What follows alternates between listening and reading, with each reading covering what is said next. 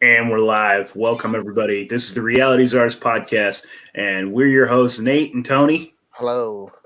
And we have the great Immanuel Kingman returning. Dude, we're so stoked to have you on. It's always a fun conversation when we talk. Brother, do you want to give our audience, I know you've been on before, but let's give them a little rundown of where they can find you and all that fun stuff. All right. Well, thank you so much for having me on. I haven't been podcasting too much lately because I've been so busy with life. But you guys can find my podcast, Godcast, the Goodness Over Darkness podcast. Find it on any audio podcast, and also Goodness Over Darkness on YouTube. I have my website, EmmanuelKingman.com, but it's actually probably by the time this comes out, it'll be down because I'm not renewing with Squarespace. So we'll see how that goes. I still own the domain name, but it's another week and then that'll be down. So we'll see how everything moves forward going into the end of this year and into next. That's interesting, man. Do you know, like, is Squarespace a good spot to do it, or do you think you're just going to move it to a different place? I'm not sure. I just kind of go with the flow with how God, leads me into things. That's how I treat everything with my life. So I'm not sure right now. I just feel that I'm being called away from being on the computer as much as I was. I was doing 3 episodes a week. I was doing 3 interviews every single week. It wasn't just putting out 3 episodes. It was doing all the editing and everything like that. I was doing my own series at the time too. So I put in a ton of work in a short amount of time.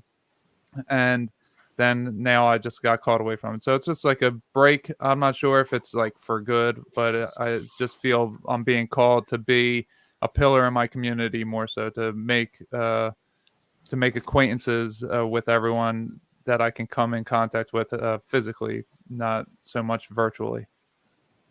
Dude, I absolutely feel that. We just got a comment that says, love word magic. Words are spells after all. Best to know what they're saying and when they're casting spells. That is true. That is Very true. Thank you, Monkman, for the comment. We appreciate you. Yeah, man, for sure. I mean, so much of this time. Okay, first of all, I'm hungover as heck, so I'm going to try to sound literate and like I know what I'm saying, but just throwing that out there. But so much of the time, like we talk about like things that we have to do, and then we end up, we're on here and we're just talking. That's the whole podcasting thing. So, man, I respect the heck out of you that you are being the pillar in your community and not just yabbering on a microphone.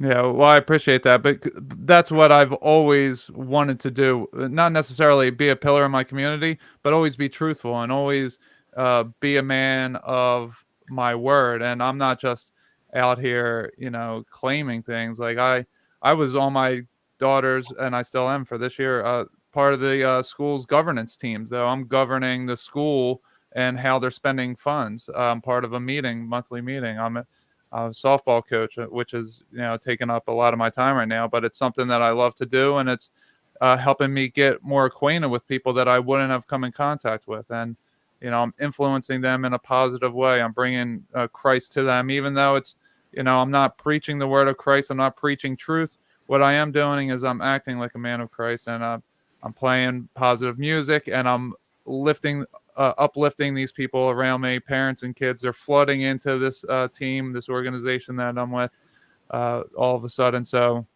it's really positive. And it's also on a Fibonacci sequence, the fractal nature of life. I see that it's what God is doing for all of us is similar to what I'm doing with, God's assembling his team. God is calling in all of those who he's going to designate to be in certain positions because he's building us all up. He's seeing our weaknesses and making us stronger there. So, that's just how the fractal nature of life, I see it's happening on a massive scale. And it's just, my turn to be physically involved rather than just virtually, because I did on the larger scale, I affected people worldwide. I affected people nationally through the podcast. And I mean, and you know what? It's still great. there, and people can find it, and you're still affecting people. Yep, 100%, man. Yeah. So now it's just closer to my community is all. So it's great. Let's see here. Oh, we got another one. says, cheers, buddy. Love the show. Thank you, Monkman. We love you. So let me see here. Yeah, man. I mean, I absolutely think that is like, to me, like, because I'm a Christian myself or a Christ follower. The Christian word is an interesting one. But I think that is the best type of evangelism, is that just living an example of Christ. Yep. That's what Paul said to be. Yeah, I mean, because we could go out there and we could be handing out tracts and we could be harassing people and we'd be like, those people. And you know what? It's off-putting. People don't like it. Like, actually, at my church, I'm kind of almost like an associate pastor at this point at my church. Like, wow. I do. I mean, I'm up there. I do sermons and all that fun stuff. And we want to do some outreach, and he was like, my pastor's trying to talk to me about it, like how are we going to do it? And my best idea was like, man, we just need to go to a park. We got to set up like some tables. We got to have some snacks and like some fucking drinks. We got to just have like a big thing over us and just say like, we love Jesus and we love you. And if people come and approach us and talk to us, then we can pray with them. We can talk to them. Like, I don't like the whole chasing people down. Hey, do you know? And that sort of thing. Right. And so like, when people are interested, they might go, huh, yeah, these guys are interesting. I'll go and talk to them, that sort of thing. And we can just be there with a smile, and we can be there to like pray with someone, talk with someone, hug someone, that sort of thing. Yeah. And I think that's what we're going to do. Yeah. Sorry, I didn't mean to cut you off. No worries, brother. Yeah, go ahead. I was going to say, so like what we're supposed to do, according to the Bible, how we spread the word is exactly what like the WEF has done. You're supposed to infiltrate everywhere by being what you want the world to be. And you have a group of people who all meet up and you all talk about how you want to affect change in the world. And then you go out and do it. And that's why they've been so successful. And it's this war right now, because God is like, all right, I've had enough. I'm waking up my people. And that is exactly what the Bible tells us to do, is what they have done. So that's why they're so effective. That's why so many people are asleep. And it's just little subtle changes here and there. And if you go back and look at all the different frequencies that have been introduced into our world over the last 100 years, 50 years, 20 years, you have the Spanish flu happen when the radio signals were introduced. Then you had the Hong Kong flu when the microwave was introduced. Then with 3G, you had bird flu. 4G, you had swine flu. 5G, you have coronavirus. We're all energetic beings. And by the way, the NIH has a study. They've been doing studies on 5G and the connections to coronavirus. So it's an actual thing that the NIH, you can find on their government website, is studying, because there are real effects with it, because we are energetic beings.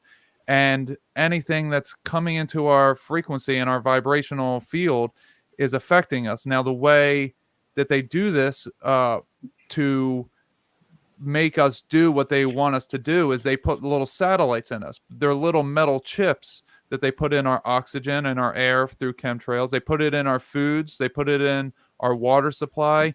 They put the lead, the mercury, the different... all the different things that they put in our stuff. There's so many different things. Like there's antifreeze that are in the marshmallows of what's Lucky Charms. There's like something that's in the antifreeze is also in those. Like there's little things like that, so that we have these little satellites all in our body, and these frequencies can then hit us and they can control us. And then you get into like the SRA type of stuff, satanic ritual abuse, with MK Ultra, making super soldiers. It's all linked together. It's all one solid goal that Satan has planned out, and it is just playing out the way that it is. And it's just little things, and it all starts with everybody grouping together and saying, this is the change I want to see in the world. And then you go out and be that change and do that thing. Yeah, 100%, dude. Yeah. And, and all of us, dude, like the way that I see it is that we are spiritual beings inside of a flesh suit. You know what I mean? Yeah. And so all these different things, like, you know, Nikola Tesla described the world as like about like vibration and frequency. And that's what we are, you know, Mhm. we are a vibrational frequency. And so I think that there's these lower level entities that are kind of like putting these like lower, darker frequencies that like, cause, you know, I had David Icke on not that long ago, and he was describing like, he goes like, if you are depressed, lonely, if you're stressed, if you're afraid, if you're angry, you're vibrating at these lower frequencies, Mhm. right? And so like there's these dark beings that like feed off of that, and so they're putting these dark frequencies out there and want us to feel lonely, afraid, you know, just miserable, and they literally feed off of that. And so that's what they put out into the media, that's what they put out into all of these different things, and they don't want us vibrating at these high frequencies of like love, joy, peace, kindness, and because it starves them when we're Yeah. doing that, you know. and 100%. and it's just this fascinating idea, man, and I think it's absolutely true. And so like our job is to take those higher frequencies and bring them out. I mean, that is literally like, I'm the light, you know what I mean? That's like the this little light of mine, I'm gonna let it shine. Yeah. You know, that's I'm carrying Jesus with me, and I'm taking those higher frequencies and just bringing it around, you know. Yeah, absolutely. Here's a little example of what exactly you mean, and this is how the dimensions, quote unquote, dimensions work. The higher dimensions and the lower or densities, however you say it. If you take there's experiments that you can watch where you take four different types of liquid and put it in one container, four different dense liquids, and you'll have them. They will separate, and you will see, you know, they're all there. You can drop little solid objects in there, and they're at different types of densities, and they will go to the bottom of the density that they go to. Now, that is what we are in. We fish don't know they're in water. We don't know we are in water, but that's what it is. It's not necessarily water, it's liquid. It's Yeah. some kind of field of density that we exist within. And it's not gravity. We just go to the bottom of the density, and then it changes. So just like there's water that, you know, alligators, for example, uh, of course, they're reptilians, amphibians as well. They can go in and out of water, so they do know that there's a difference. They can go down a density, they can go up a density. So like birds, they can go up a density and they can go down a density, but we can't keep going up. The pressure will gets to us. It's our ears pop. Same thing. We go too far down, but when we're right where we're supposed to be, then we're okay. So there's the same thing happening above us. We just don't really know that because we are where we are. But there's angelic beings, we would call them. They would come down. And then there's also things that are just hanging out, pretending they're in spaceships, you know, quote unquote spaceships, hanging out near the top, and that they're going to come down eventually and say, you know, oh, we're from the higher densities, but they're just pretending. They're actually from the lower densities. That's why UFOs come out of water, because they're going down to where they come from. And there's so much stuff with that, but it's a good visual representation of what you were saying with frequency and vibration. These lower entity, lower dimensional beings coming up, they're on the Fibonacci sequence. It's the fractal nature. The reptilians are the ones that can go into both densities, the lower one and the higher one. It's, you know, it's one and the same. Yeah, but they're from the lower. Yeah. Yeah, and they feed from the lower. Yeah, Mm-hmm. they can come up here for a minute, but they don't belong here, and they Right. don't belong up there. They Yeah, come in. They come to land to feast. That's it. yeah, Well, very interesting. I think some Sorry, of it, Tony. well, I think some of it too, like the way I conceptualize it is that whatever like emotion I'm feeling, I want to continue that emotion, whether I want that or not. Like if I'm angry, I just want to have something that feeds my anger, or depressed, or if I'm happy. So these Mhm. things kind of just replicate themselves, no matter what they are. Like I don't necessarily think that necessarily like I don't think of it as like higher or lower order. I just feel like it's all just like situational, and whether or not it's like there might be a place for like anger in a place. Like I feel like a lot of people don't want to acknowledge any anger they have. Like that's bad. And I'm like, I don't know. Like it might be appropriate. There are situations where someone might elicit anger at you in a real way, or like sadness or depression. Like these are all things, but they just kind of replicate themselves past the point of any usefulness. Yeah, that's a really good point. They do when you don't have control of your emotional state, when you just let your emotional state take over. So you have your four bodies, is what I typically talk about. You have your spiritual body, you have your mental body, your emotional body, and then your physical body. So the emotional is the second lowest. So you have your physical body, which is just like caveman, like completely dumb, just acting emotionally. Or sorry, acting out of just like a carnal need, physical, fight or flight type of deal. Then you have your emotional state.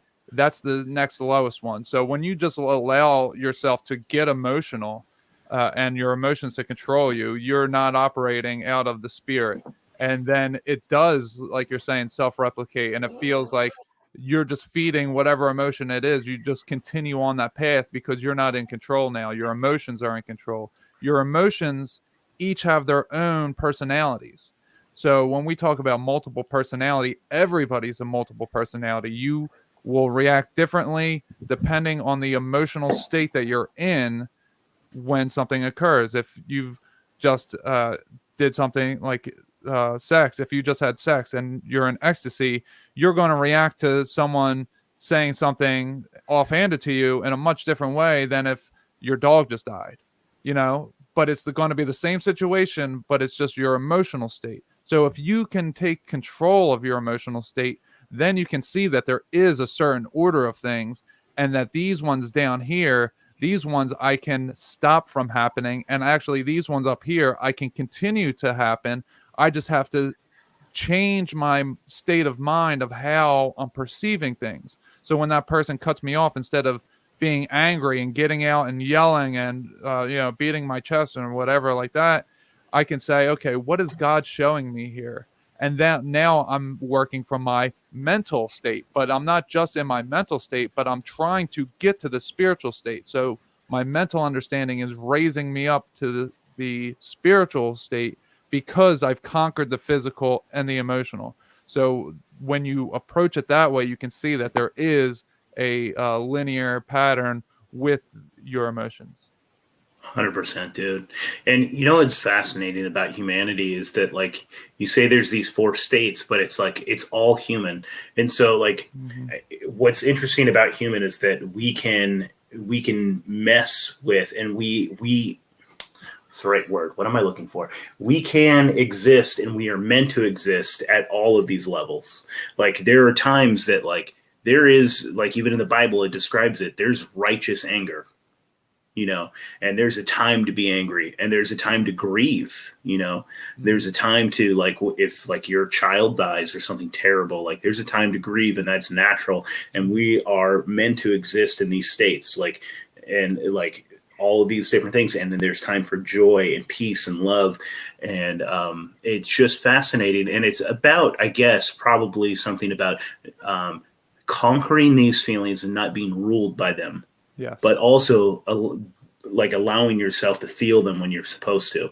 Right. Oh yeah. Yeah. That's the biggest part. You can't pretend that you don't get angry at something. You have to understand why you're angry, and you have to be able to release that anger in a controlled way. And you have to be able to realize, like, okay, next time I don't need to get so angry about it. I can stop myself from going that far. So when we talk about the Bible and the eternal state, when you go to heaven, like, how do you get into heaven? It's you just live eternally, right? Well, the only way to truly do that is to be in control of your emotions now, your thoughts, your actions now, so that they align with what is allowed into heaven, because not everything's allowed into heaven. It's a misnomer. It's not misnomer. Yeah, misnomer. It's not true that everyone goes to heaven. That doesn't happen. There is a certain thing that there's a certain set of rules that are in the dimension above us.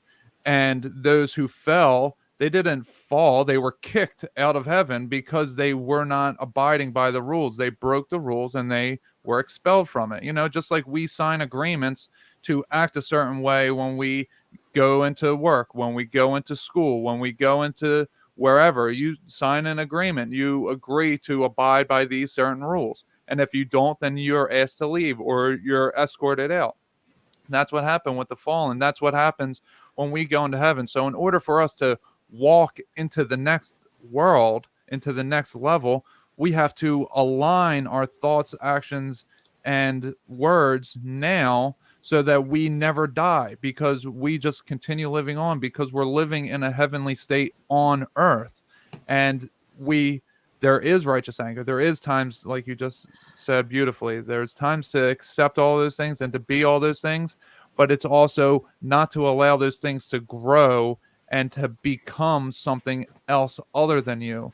That we have to just be there and be patient, understand that the other shoe will drop. You will find out why this happened. You just have to wait and be patient to figure out when that is and why that is and all that. So just when things happen, instead of allowing your emotions to take hold of you, just be like, all right, I see this is happening. This is not what I like. This is not comfortable, but I know it's for my ultimate good. Let me just be patient and let me just move on from this situation and not let it fester within me. Yeah, brother. Like, you sort of become where you dwell. And so, like, if you dwell in those angry places, you can, like, it starts to become your vibration. You're starting to vibrate these things. Yeah, you get stuck there. And a shout out again to the great David Icke. He has a new book coming out. We talked a little bit about it. It's called The Trap, right? That's the name of his new book. And I obviously haven't read it yet because it's about to come out, but he's sending me a copy here pretty soon. But like his whole thought, it's a very Gnostic thought. And like, we actually had this interesting idea or this interesting conversation about it, but it's like the firmament is it is kind of like a prison. It's like a jail cell around us. And he was saying that, like, in order to go to heaven or to like escape this reality, because he's more Gnostic than we are, he's not a Christian, but like, I think that there's something definitely to what he's saying. Like, like, we're talking about the same thing, but in a different way. He's talking about how it's like a force field and that we have to be vibrating at a certain frequency. And that frequency is the key to go, to heaven. Right. Yeah, and there's only one way, is to have the Holy Spirit living within you, dwelling within you. That is. Yep. So when people say Jesus is the only way, it really is, because if you don't have it in you now and you're not vibrating at that level as a human. Way, I'm the way, the truth, the life. Any man that comes to the Father has to come through me, and that's the thing. Like, it's the key.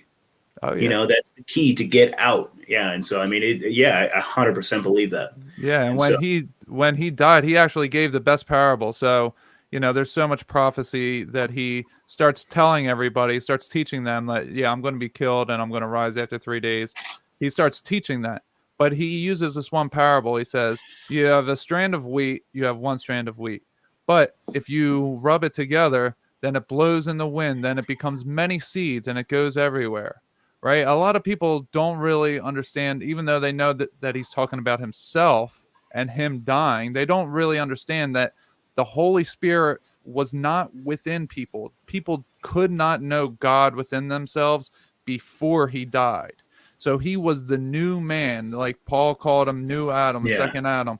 There was creation that was completely physical, and at different points throughout history, Abraham had to make a covenant because God didn't trust Abraham, because God wasn't in Abraham. So Abraham had to offer up his child. And when God saw how serious he was, okay, then he gave him the Holy Spirit a little bit.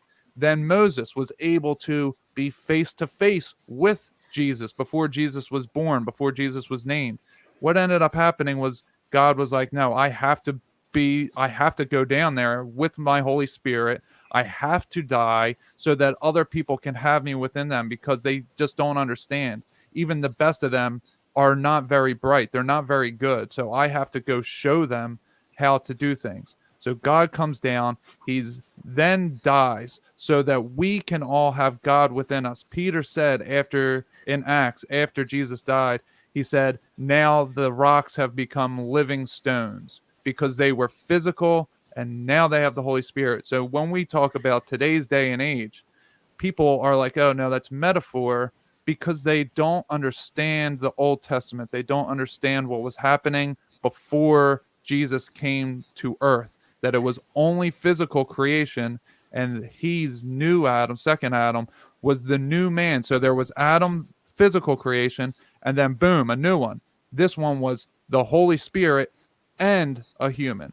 And then him dying allowed us to have the Holy Spirit, the wheat, the seed get planted so that we can grow Christ within us and that we can know God within us so that we can know the proper steps to do. We essentially, it's the moral compass that we have. They did not have it. They had to physically be told, do this, don't do this, because they didn't know the difference. They didn't have the same types They of didn't have the compass in emotion. them. Yeah. Yeah, they didn't Yeah. know anything.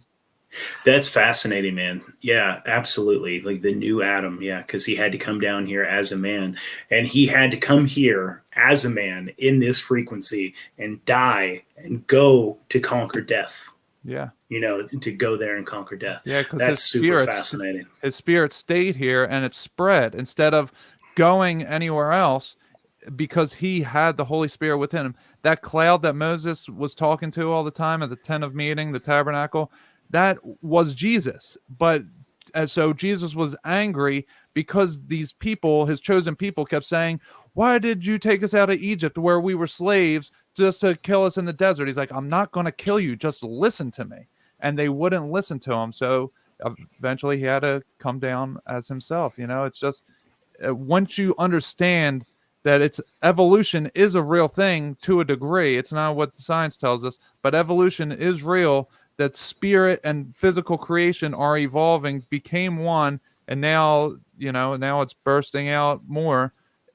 We are growing. We're becoming more spiritual. They didn't have spirit, and so when we talk about like the sons of God coming into the daughters of men, that's not sex. It wasn't angels having sex or the fallen having sex with women.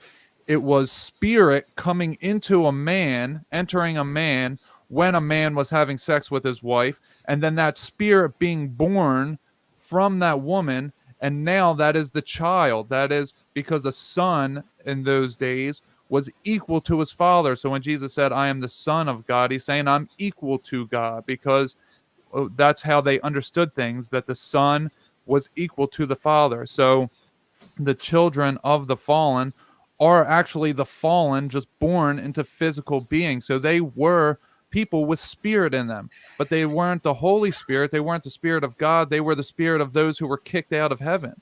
So, and those spirits still remain. Those spirits are still yes. here. Yeah. Yeah.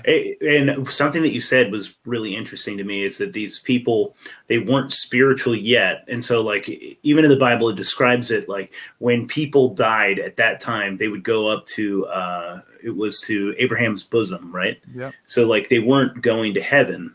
And until Jesus came down here, today you will come with me to paradise, because they didn't have the key yet. Yep. Just like without Jesus, they didn't have the key yet to go to heaven. Jesus says that John is the greatest ever born amongst women, and he's still lesser than the least of those in heaven. That meant that no other person who had died had yet gone to heaven. No, none of them. Because John was the greatest among all men, and he was still on earth. Meaning Moses, Abraham, David, none of them went to heaven. That it was Jesus had to die to create the pathway. So it was a portal, and then in between, or I mean, a realm and a realm, and in between was a portal that Jesus had to create so that they could all go up there. But I just wanted to finish what I was saying with the Nephilim. So they were like Hercules, he's this half god, half human, right? Well, that was actually his father is supposed to be Zeus, I believe. So it's actually Zeus in human form is Hercules. So there were these people around that These sons of gods. yes, that they Yeah. had spirit in them and they were like superheroes. Imagine if we today were to go Gilgamesh. if we Yeah. went back 4,000 years, imagine what they would think of us. We would be gods among them. They would worship us. And if we allowed that and took that within and built ourselves up to something that we weren't, it would create this whole personality, this whole energy. We would be worshipped and all of that. That's what was happening. That these spirits went into these women to be born as men, and then they were the quote unquote sons, but they weren't. And that's exactly what God did. God came into a woman and was born a man. And so Interesting. Okay. it's all the same because there was, it was physical creation only until that started happening. So, Emmanuel, what do you think about? So, do you think there was no physical contact between these beings and like in a sexual way? Because I think about like, was it Sodom and Gomorrah where the angels came down and all of these men were like, look at those angels. You remember that? They were one. Like, so do you think there was any physical sexual contact like between these other beings and humans, or no? Because they also say that they like.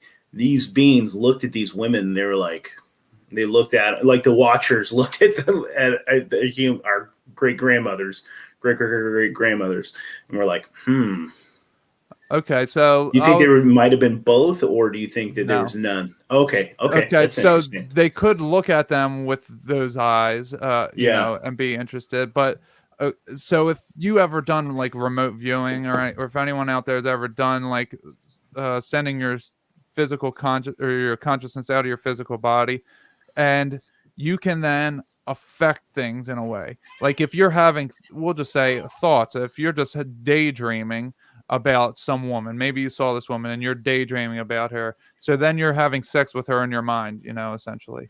Like that's kind of what was going on. So spirits, they enter us all the time, all throughout the day. There's things entering you and exiting you, and there's not really too much you can do about it. Even calling on the name of Jesus, it doesn't do it fully. You have to really just be able to not allow other things to affect you. You have to just be one with Christ and not allowing these emotions and thoughts that just, like I said earlier, were energy. So these energetic things that just pass through us because we're going through an energetic field, you can't allow that to change you. So they could just go into somebody. Like if they saw a woman that was beautiful, they could just go into the man that she's married to and have sex with that woman through that way, because now they're influencing the man. Because all of a sudden, oh, I'm horny, let me go, like just out of nowhere, it's a Saturday afternoon, and all of a sudden I just get the sense to have sex with my wife. Like that's maybe something coming into you that's affecting you to do those things. Not that it's always true or anything, but is it still possible? What? That they physically? Like, well, to like, let's say I'm like, hey, I want to go have sex with my wife right now, and like, can these beings still create like? Oh yeah, I believe so. I believe it's that's terrifying. You have to like strong. question your your motives of why you always have to think, why am I thinking this thought right now? What did I just do? Because what I learned when I cleared out, I'm someone, if the audience isn't familiar with me, I became psychic all of a sudden when I started meditating. My crown chakra popped open, and all of a sudden I could hear other people's thoughts. I knew things that I shouldn't know. There was all these different things going on. So when I got to a state that I was able to be completely still, that I wasn't having thoughts, and I would be in full control of what thoughts were coming in. After a while of doing that, then I started to realize in my waking state, like, how are these thoughts coming to me? They sound like my own thoughts that I think that I'm having, but are they any different? Are there emotions attached to it? Are there feelings attached to it? Am I yawning out of nowhere for some reason? While I was just, in the middle of the day, I was wide awake. I just left the gym and now I'm yawning. Why is that? and the answer is that these spirits are leaving you, or they're trying to enter you. Am I all of a sudden getting an erection in the middle of driving for 3 hours, and I'm just, I'm not thinking of anything, but then all of a sudden I'm yawning and I have an erection? What is that? Well, that's something entering your physical body, and there's some kind of generational curse there, most likely, that allowed that in there. But yeah, that's it. I mean, why do we do anything that we do? We should just be content with what God has given us, but we aren't. We have to create our own ways, because these spirits that are lingering around, they just jump into us whenever. Interesting, man. That's fascinating. Yeah, that's wild. I get a question. Yeah. So you're talking about how, like, going back to what you were talking about before, how like people didn't have this spiritual way. But if you go through like every cult, like the way I see it, every culture has some form of spirituality. Like even today, like there's some path, and whether or not people are like follow the path the way they should, or I'm not saying all paths are equal, but what do you make of that? Like, why would we have all these paths if people weren't like, if we didn't have that evolutionary jump yet? Well, that was because, like I was saying, the sons of these Nephilim, the Hercules, they came into being, and they were worshipped as gods, and they were teaching these false ways, their own ways of how to do things. So that's where these spiritual ideas come from, and it's not that they're even far off base, because the best deception is 90% truth and 10% lie. The way to instill this is the best example I can give of why this happens.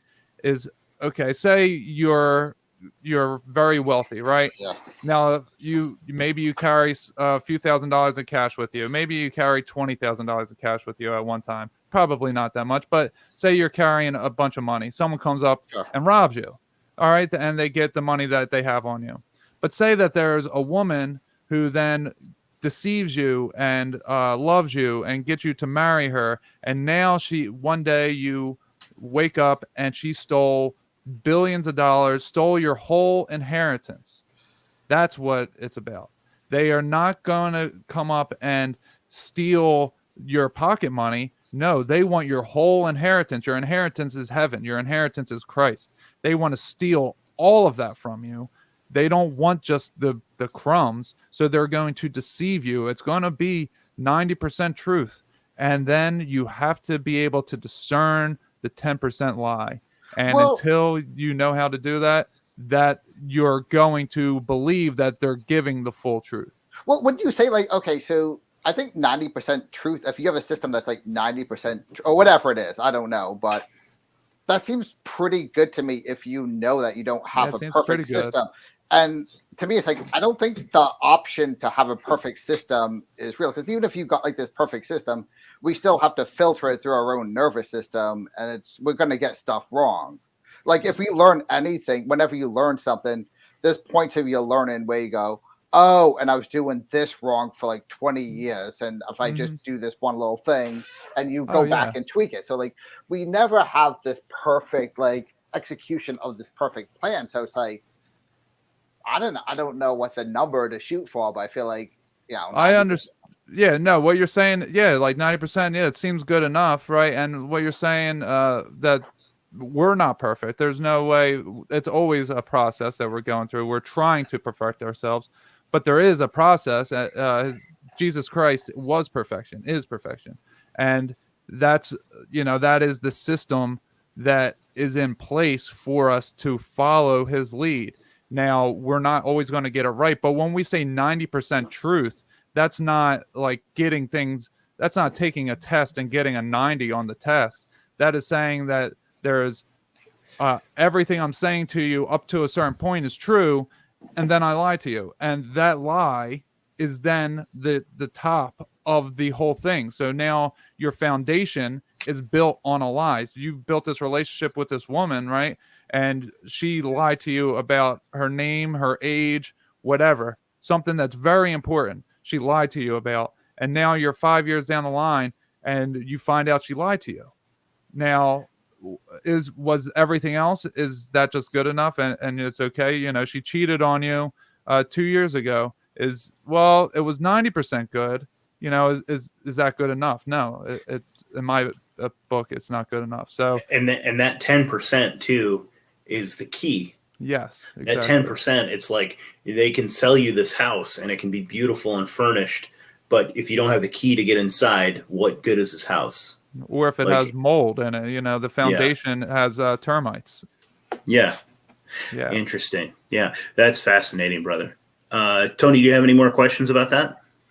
Not no questions. I just see for myself, like I don't see perfection as an option. So it depends on the lie. It depends on what the imperfections are. Like these are all Well, like it's like we're talking in very abstract things about things that are very specific in real life. So Yeah, well, I've been on where you are with that understanding, and it'll take time. Everybody's at a different place. It's neither here nor there. I'm not God within you. I can't to tell you what to do because you're on a completely different path than I am.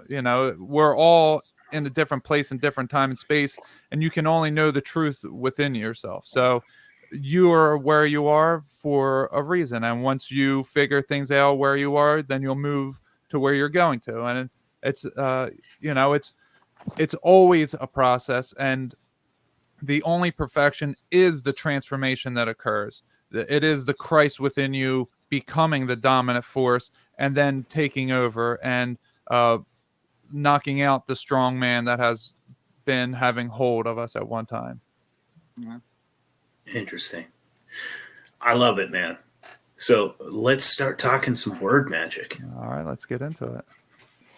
Where do we start, man? So the English language is an interesting mix of a bunch of different languages, and it seems like this language is dumbed down in a lot of different ways.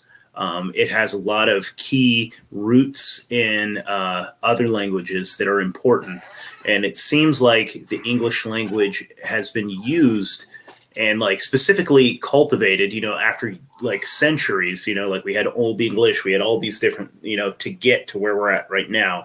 And it seems like that this English language is kind of used as like a prison. So the words that we use, we don't even know that we're limiting ourselves, in Yeah. so many different ways. The way we say something, we're entrapping, we can't progress because we are still locked into a box through this language, Yeah. the meanings behind the words. Yeah, so I definitely want to get into something, but real quick, it is take the phrase like you're just saying right there. Take the phrase "good luck." Everyone takes that. It's a it doesn't really mean anything negative or whatever. But if you actually look at the word Godspeed, the phrase Godspeed, and we're already talking about everything's vibration, right? So if you're vibrating at Godspeed, then that would be the best quote unquote luck that there is, right? And then what ends up happening is it's called now good luck. Good, it comes from actually the word God, or God comes from good, something like that. Luck is Lucifer. So Lucifer is telling you he's good, and that's just in our lexicon today. If someone says Godspeed, I always say Godspeed, but when I say it to people, I know they're probably a little weirded out because it's usually, good luck is what someone would say. So, the little changes like that, it's word magic. It's in the lexicon of everybody. It's in this place of get this to be the normal thing so that everyone else thinks that you're weird if you do the God way of thing. So, what you're saying with the English language, are you familiar with the Great Vowel Shift? No, talk to me about it.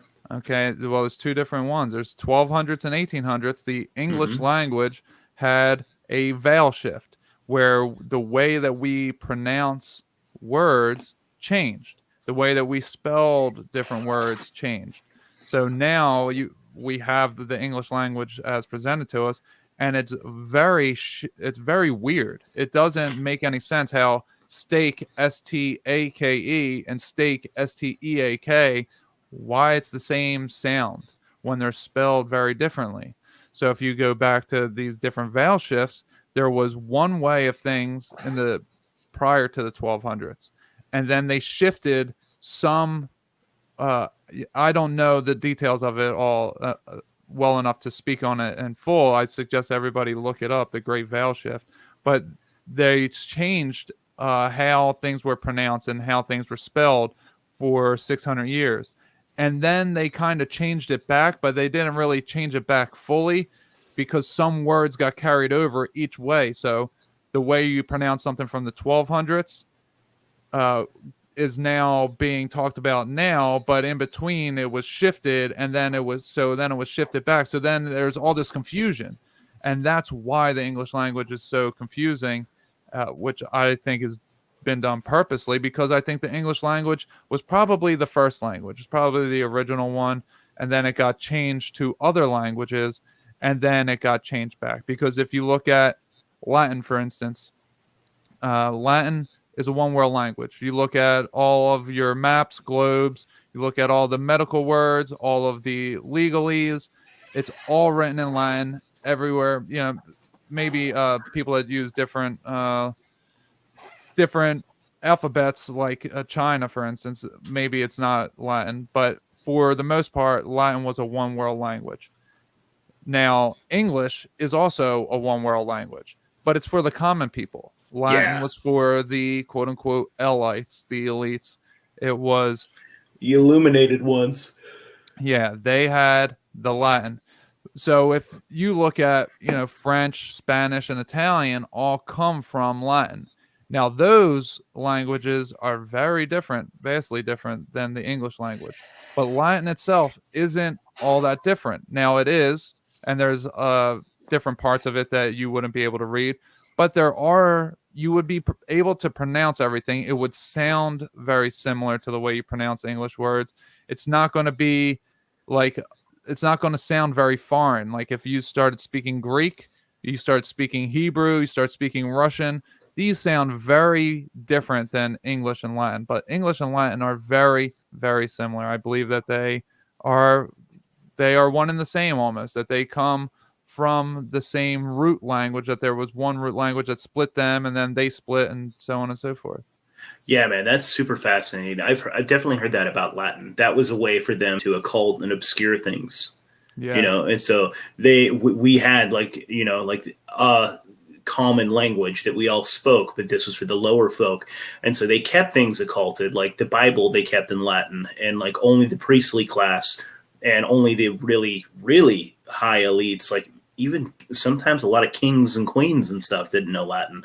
It was for that priestly class, that ruling elite, that they could speak to each other. They knew the meanings of certain things, and then they knew, yeah, absolutely, they had the occulted knowledge, and it was all in Latin.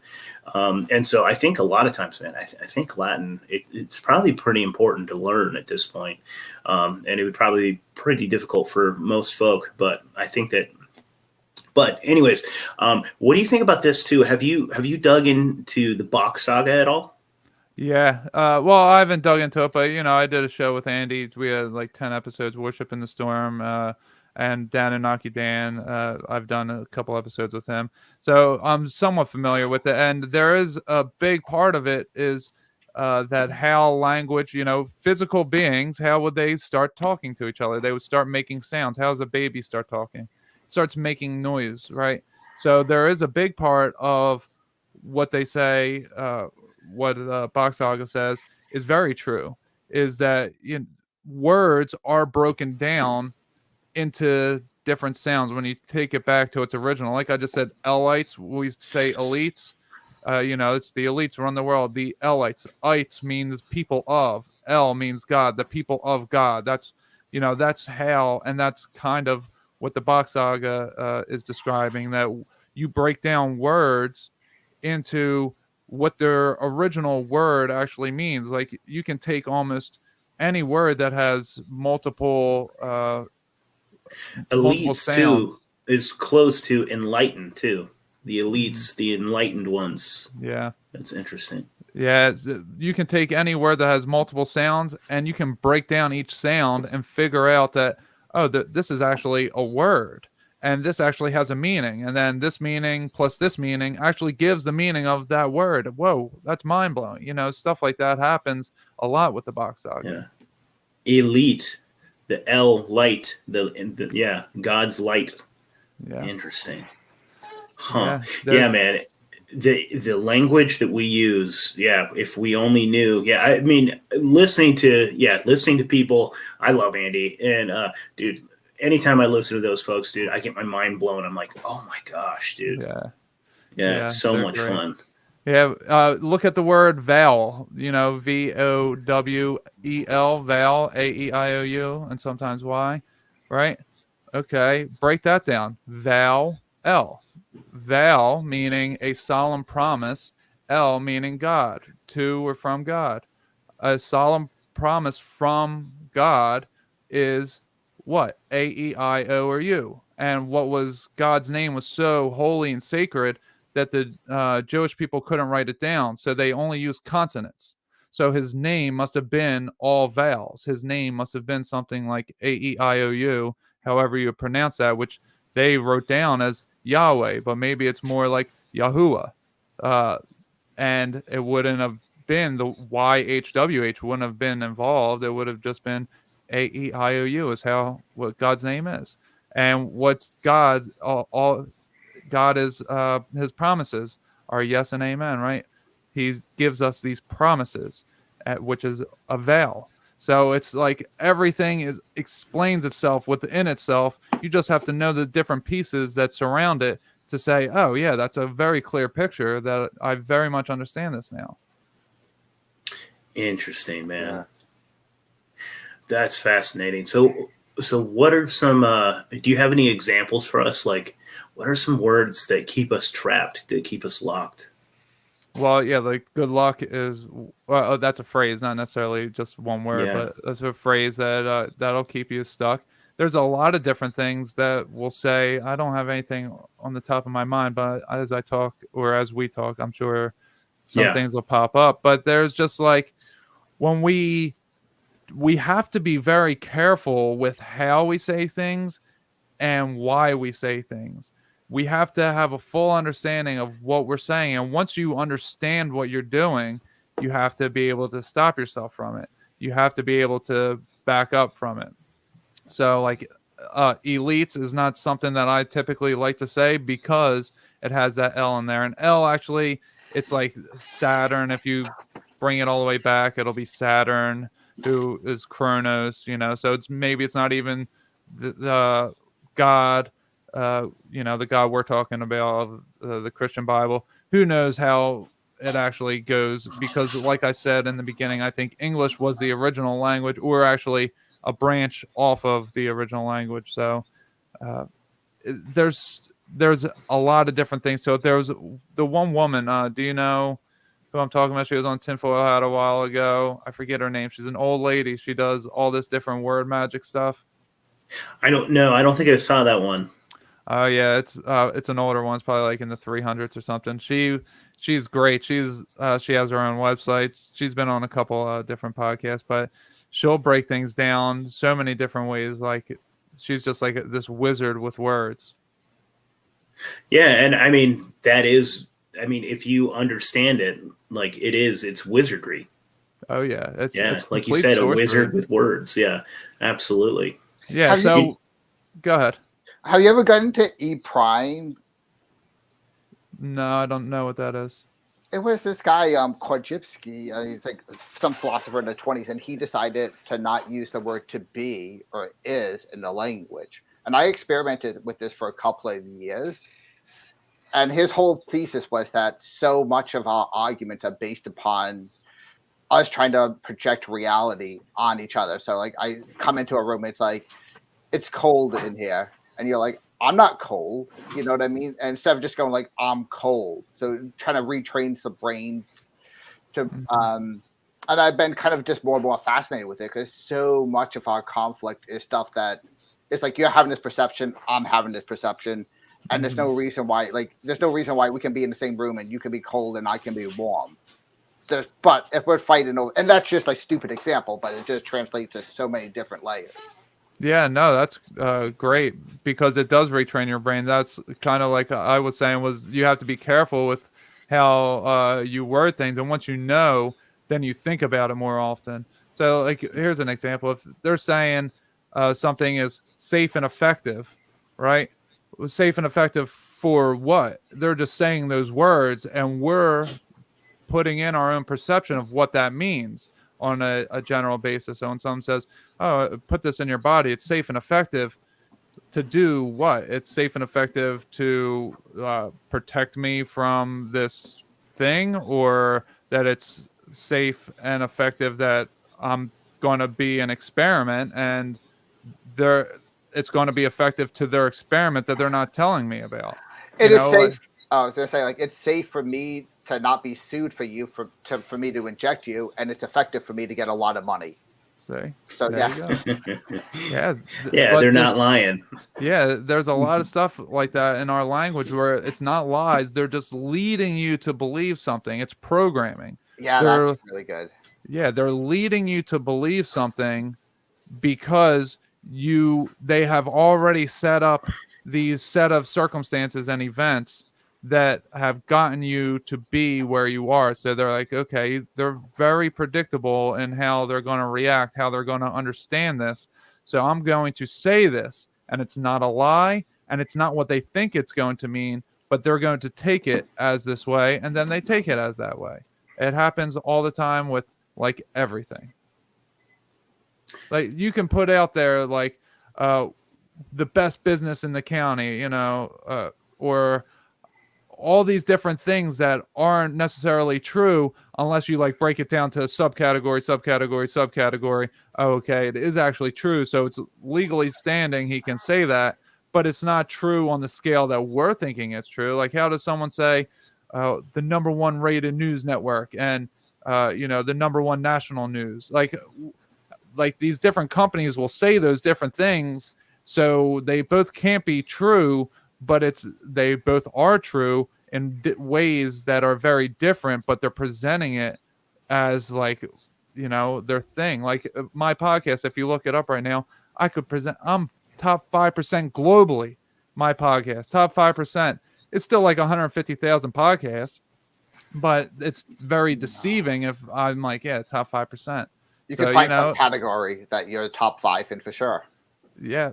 Well, no. Well, I don't even know if I'm looking into all the numbers and all, and none of it actually adds up. You could find something like the top five podcasts with your exact name on it or something. Or, Yeah, yeah. But it's all this different stuff. They lead you to believe something. You take that and run with it with your own perception, however it is, and then you change it and you move it into a different type of thought that will then lead to what they want to happen next.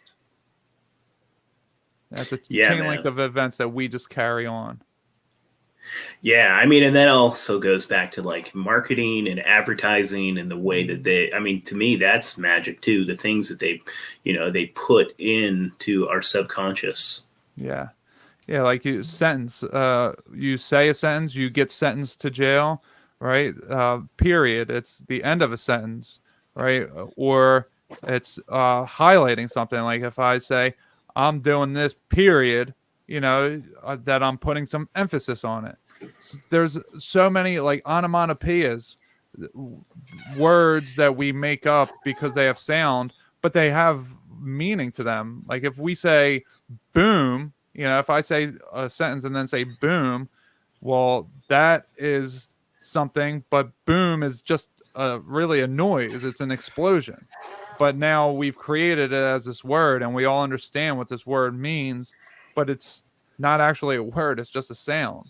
So there's so many different little examples of so many different things. Like we spell out sentences, right? A spell is you cast a spell, you are sentenced to something. Like all these words, they have double meaning. So you can be saying entire sentences, entire phrases that only those in the know they'll be snickering about it, like, oh, haha, they think that I'm talking about this, but I'm actually saying this. It's like when you're a little kid and you and your buddy or you and your sibling, you make up your own language, right? And everyone thinks you're saying this one thing, but you're actually saying this entirely other thing. That's what they've done on a massive scale with the English language, which is the most spoken language in the world right now. Yeah. Yeah, absolutely, dude. Yeah, I mean, spelling. Yeah, it's a spell. Absolutely. Yeah, it's wild. And yeah, and I definitely think that, yeah, like I've said before, I think this English language is a trap. And it is because, yeah, I unfortunately, like you right now, can't think of. There's some fantastic examples that, like, when you say this certain phrase about something, you're actually limiting your ability to, like, change something. You're limiting your ability to, like, do anything positive about it because you basically just spoke out. You basically put yourself in a prison using the words that you say. Yeah. Yeah, and we can even say like names, for instance. Like take like Jack's son, John's son. Like who was Jack? Who was John? Because it's their son who's now they're being named after. We have that in so many different places. Like you take Will Smith's name and break it down. Like Will, obviously we know, Will to do something, and a Smith, blacksmith, uh, any type of uh, like someone who works a craft, essentially, like someone who's working with an ironsmith, all these different things. Our names actually have meaning to them, that they're words that have been changed into specifically only for names. So when we say will, we could be mentioning a person. We could be talking about the will to do something. We could be talking about the certificate that we write our last will and testament. There's everything has so many different meanings within the English language. It's not a very exact language. Now, Greek, for instance, It says, yeah, I'm way behind. Okay. But most English words are two Latin words squished together. They call it dog Latin. What does that say? yeah, where there's pig Latin, they just that's what English is to them, is pig Latin, that they just put it on there for us because we're pigs to them. Is it pig Latin when you say words backwards? Yeah, you just put the AY. You take the first letter of the word, put it on the end, and add AY. Yeah, something like that. Yeah. Yeah, and that's essentially what they did with English, how they created English. So, yeah, there's just everything that we talk about in our lexicon, mainstream-wise, is word magic. It's all a deception. None of it is what they're actually meaning. There's a lot of it that is just getting you to agree to things that you don't know that you're agreeing to. Well, think about like the fine print and like legalese, like that's its own language almost, legalese, you know what I mean? Mm-hmm. And it's still a way of occulting knowledge because you don't know what on earth they mean. Like you almost need a college diploma and to go to law school to understand what in the heck they're actually like making you agree to. Yeah. You have to go through these things, and like they talk about going through something with a fine-tooth comb.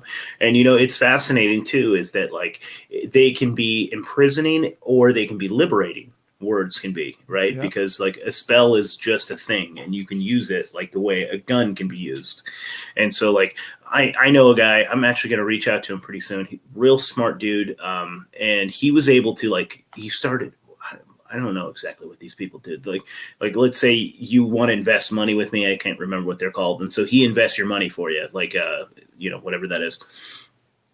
And he was doing this certain thing where, anyways, he was like, he had read through all of the tax code and all of the tax legalese, and he was doing this specific thing.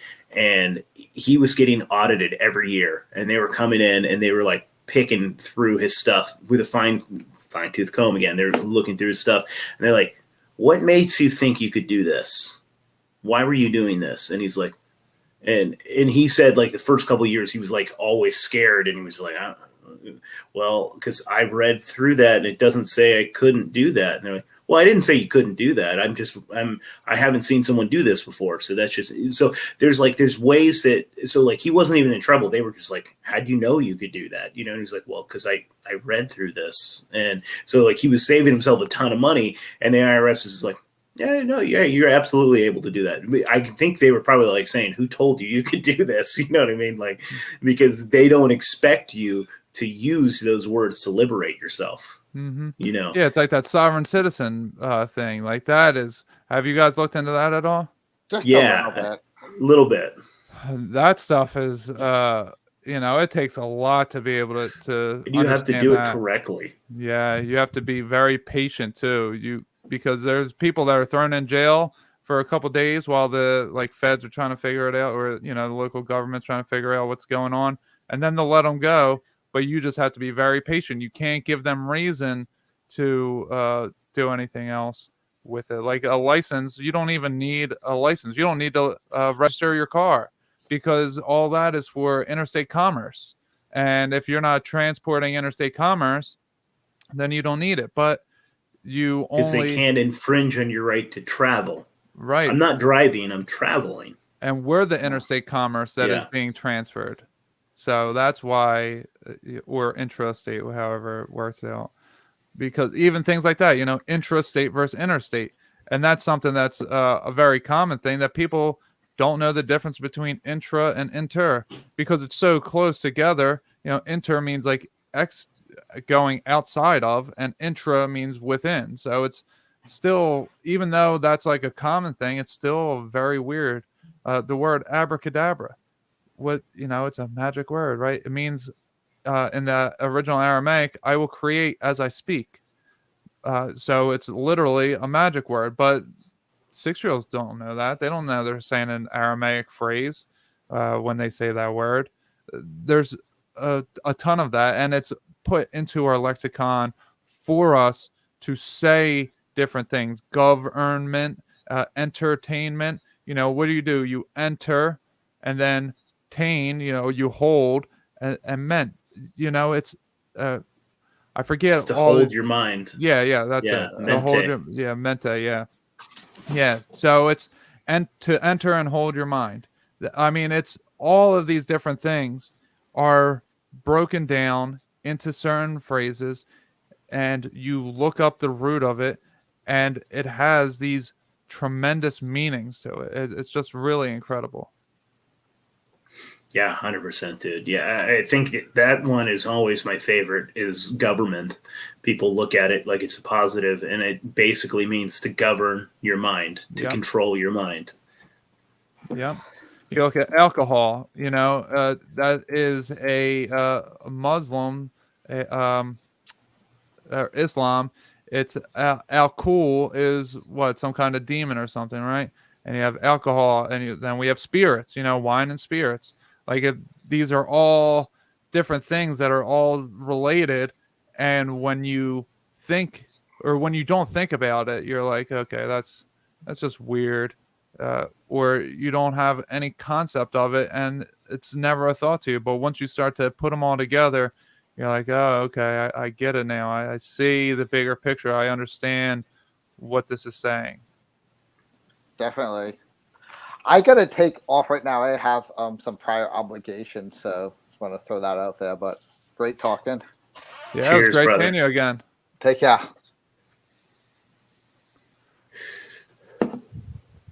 Yeah, man, that stuff is super fascinating. Do you want to get into?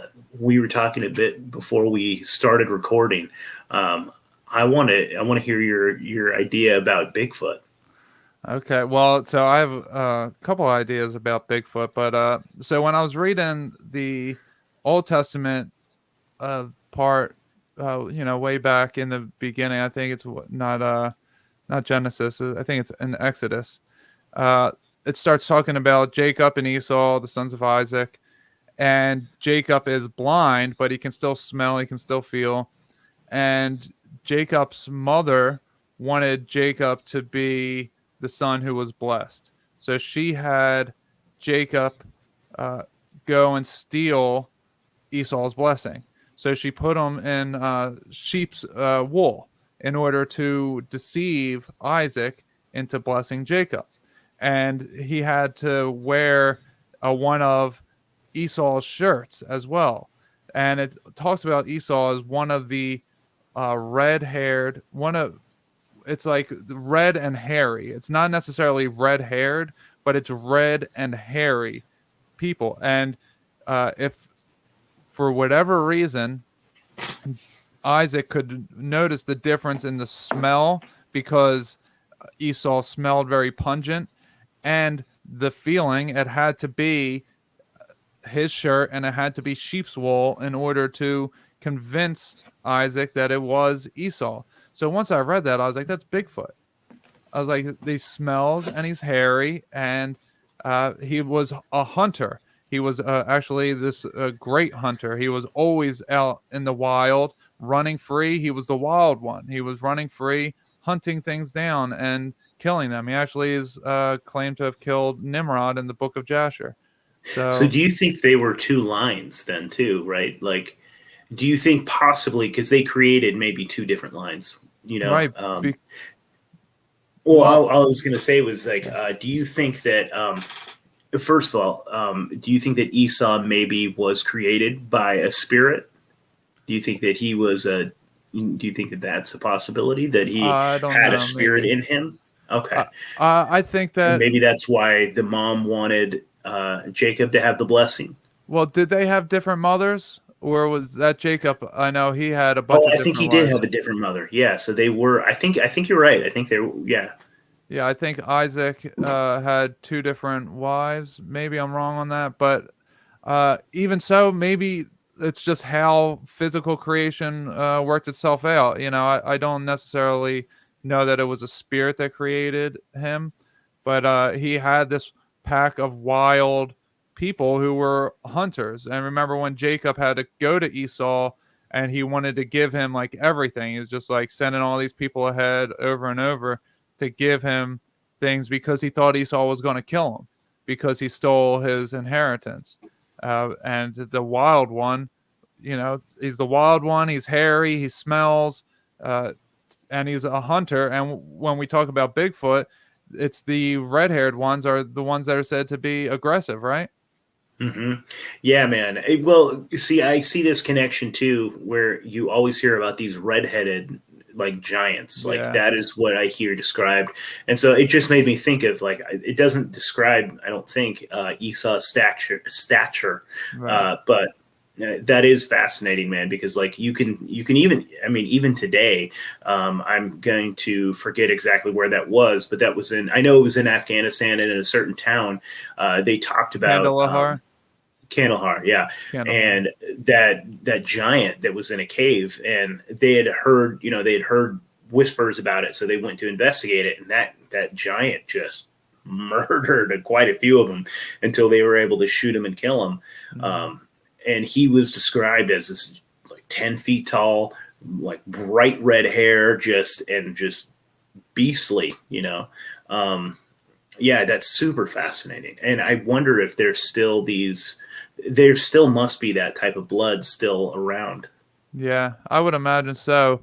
And when we start to talk about like the Bigfoot, the footprints of Bigfoot, of leaving behind evidence and all, I'm part of different Facebook and Instagram groups that are called like the Rocks Were Alive. And also there's a guy on there, I think it's like on Instagram, I'm the Improbable Dreamer. He's always posting stuff. There's huge footprints. I mean, way bigger than we are, like way taller than me. I'm 6'2", and I mean, these footprints are huge that are like lakes now all of a sudden. And they're just like, there's these ones that are just in the side of a rock that's a footprint. So I think sometimes when we see those footprints, what we're seeing is the remains of giants, whether they were giant people or the giant hairy beings. I mean, it could be that Bigfoot is just some kind of giant that was sent to live in the woods, and evolution did as maybe evolution would, as science claims, and people would grow a lot more hair in order to stay warm rather than just die off. Maybe generations passed on and they would just grow more hair. That's the thing with me when we talk about evolution, is I'm like, yeah, it's nonsense, because they say that white people skin color changed because of the weather, but they didn't grow more hair. Like, we already have arm and leg hair. Why wouldn't we grow more hair if that's really true? But maybe it is true to some degree, and maybe these people just lived in the wild uh, forever, and they just kept growing this long hair. Maybe they do have complete understanding of us, but they have their own languages, just like we have our own language. Maybe they don't understand ours like we don't understand them, but they are very similar to us, and we have just overrun everything. Yeah, so I'm actually talking to a gentleman pretty soon. I'm having him on because I told you I'm doing a Bigfoot documentary, and this guy, he's a born again Christian as well. And we had this interesting conversation yesterday, and he's talking about Bigfoot, and because he's seen him several times, and he says that they actually communicate telepathically, and they can literally just like he said, which I thought was fascinating and kind of terrifying. He goes, if you see him, don't make eye contact. He goes, if you do, he goes, everything changes after that, because like then they see you, and then they can like he was saying that they can show up they'll show up at your house. The window to your soul, right? In the Yeah. eyes. Which is super fascinating, which makes me think is like there's always that question whether he's a physical creature or if he is something like interdimensional, like if he's a spirit or like some sort of something that comes from somewhere else, appears and then leaves and things like that. What are your thoughts on any of that? Well, we're telepathic too. We just speak too much. We're too loud. So if we were quieting our minds, then we would be able to hear other people. Like, that's what happened to me. I said it earlier that I just was able to hear people's thoughts. They didn't know I was hearing their thoughts. They didn't know that we were having full blown conversations. They thought that they were just thinking to themselves, or that maybe they were speaking to God or something. But I would have full blown conversations with people, and they wouldn't even know it. But I would know what they were going to say to me next time I saw them, or something to that degree. I didn't need to be in the same location. All I needed to do was know their name or know what they look like, and I would be able to do it with anybody for a long time. Now, it's not something I typically, I don't like to talk about it because it is a weird thing, but it's not something I do regularly. I don't influence people in a negative way at all. I just kind of allow them to work thoughts out by themselves, and sometimes it just happens.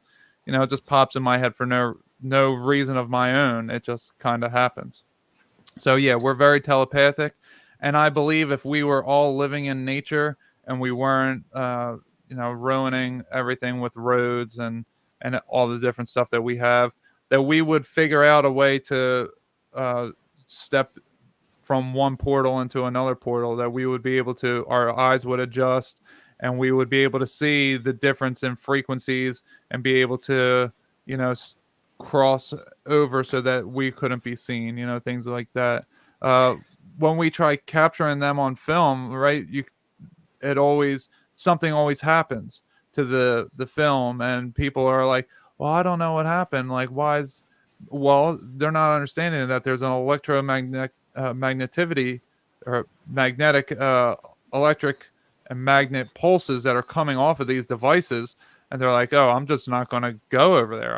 I see it, or I'm going to somehow kill the battery by doing this part, by having a magnet go close to it, something like that. Yeah, well, I think they also read intention, and so they know exactly what you're there for, and they know exactly what you're going to do when you're about to do it. So you're about to take a picture, they know.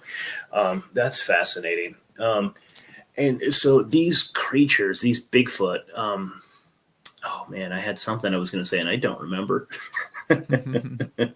Yeah, man, it's super fascinating, man. And I think that, so the way he was describing it is that they're not, he says that he doesn't think that they are malicious in any way.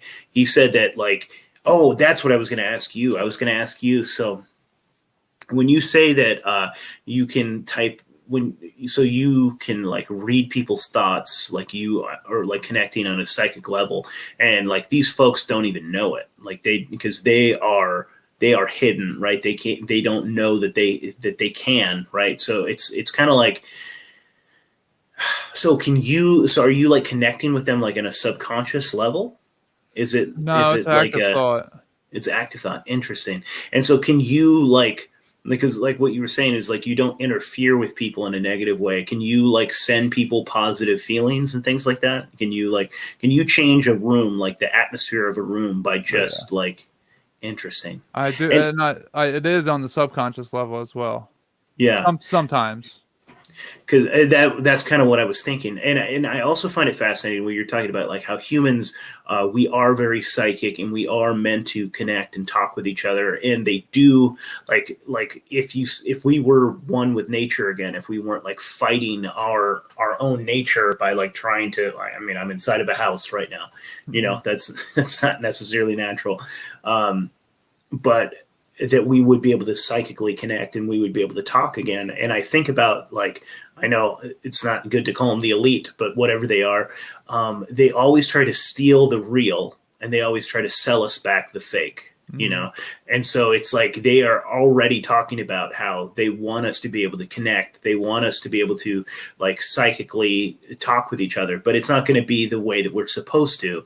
They want to, like, that whole transhumanism, they want to like put chips in our damn head. They want to put, you know, those, you know, the Neuralinks and different things so that we could telepathically talk to each other, but it's foreign and it's not natural. And it's, but, and it's also a control mechanism, and that way they can control what we send back and forth with each other. They can control the frequencies that we emit with each other, and I think that they can actually control the mind. Yeah, and how we're communicating now, this is a mimicry of we're just talking to each other in our minds. You know, we have to physically be with each other and do it, but we're across time and space and we're communicating fully. Now, this is what happens with telepathic communication. Like if I walk into a room and so what part of what makes me a good coach, life coach or otherwise with sports is I can intuitively understand a sense of what people are going through. I can see when they need to just relax a little bit. I can feel it. I'm like, okay, just take a breath, relax, you know, we're going to get through this. I can see when they're confused, I can see when they're angry, and I can back off. And even to the point where I'm about to say something where I'll have a thought of what I'm going to say next, and then the moral compass within me will be like, no, don't say that. They're going to take that the wrong way. Say this instead, and it's the same message but different phrasing, different wording, so A that we different can, spell. yeah, so Yeah. that I can relate to that, or they can understand me better than saying it the other way. So You know, I think I do that pretty naturally too, which is yeah. pretty fascinating. It's an intuitive thing that happens when you start to have the Holy Spirit dwelling within you. He starts to guide you on, no. This will cause friction. This will be much better. Fascinating, man. That is super cool. Um, well, I probably have to get in the shower and get ready for church. Manuel, this was so much fun. We got to do it again. Thank you so much, brother. Yeah, thank you for having me. It was a great time.